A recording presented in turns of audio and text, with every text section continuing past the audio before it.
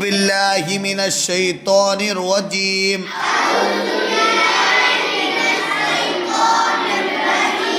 بسم اللہ الرحمن الرحیم 3 لائن میں پڑھا چکا تھا، ایک بار پھر پڑھا رہا ہوں، دھیان سے پڑھیں گے۔ قال صراط هذا ذلك كانوا قالوا له سوف قول فيه نوحيه به ليس بين عذابا متاعا طغى شکورا۔ اب یہ چوتھی لائن ہجے میں پڑھ رہا ہوں تاکہ ہجے بھی آپ کے ذہن میں رہے۔ غین زبر غ، فا واو پیش فو، غفو، را دو زبر ون، غفورن۔ یہاں پر قاعدے بن رہے، پہلا حرکت کا غین کو پور پڑھیں گے، واو مدہ کا کھینچ کر پڑھیں گے، تنوین کا 2 زبر کی تنوین ہے را کے اوپر، را کو پور بھی پڑھیں گے۔ دال الف زبر دا،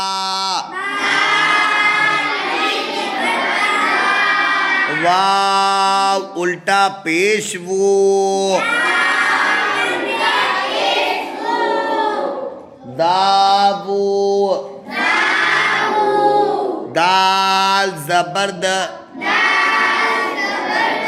داود۔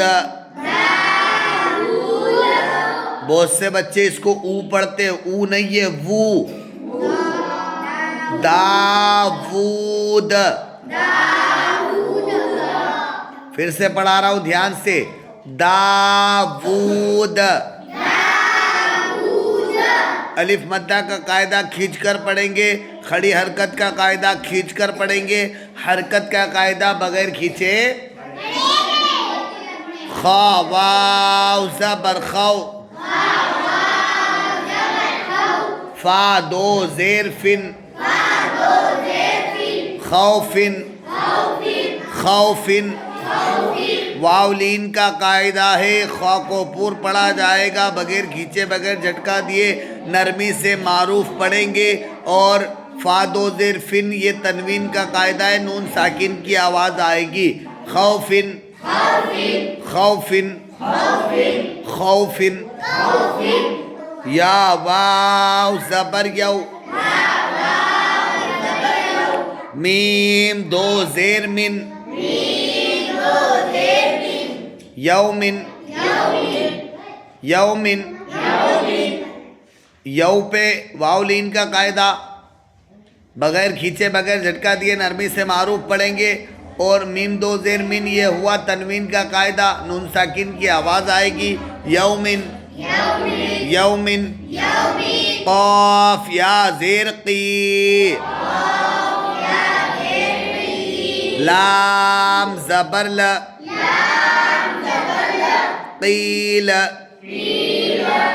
یا مدہ کا قاعدہ قوف کو پور پڑھیں گے کیونکہ قوف حروف مستعلیہ ہے، ہر حالت میں پور پڑھا جاتا ہے، حرکت کا قاعدہ ہے، بغیر کھینچے پڑھیں گے، قیل۔ یا مدہ کھینچ کر پڑھا، حرکت کو بغیر کھینچے پڑھا، قیل، حیل۔ یہاں بھی وہی حا یا زیر حی، لام زبر ل، حیل۔ یہاں بھی وہی قاعدے بنے، یا مدہ کا اور حرکت کا نیچے آ جائے۔ اب روے میں پڑھ رہا ہوں، رسولی ہی۔ اب دیکھو تینوں پہ حرکت کا تھا، تینوں کو نہیں کھینچنا ہے، رسولی رسولی رسولی رسولی اور ہا کھڑی زیر ہی رسولی ہی رسولی ہی رسولی ہی رسولی ہی رسولی ہی کو کھینچنا ہے بس. اب یہاں پر دیکھو را زبر را موٹا پڑھیں گے, سین واو پہ سو, ایک الف دو حرکات کے برابر, رسو رسو,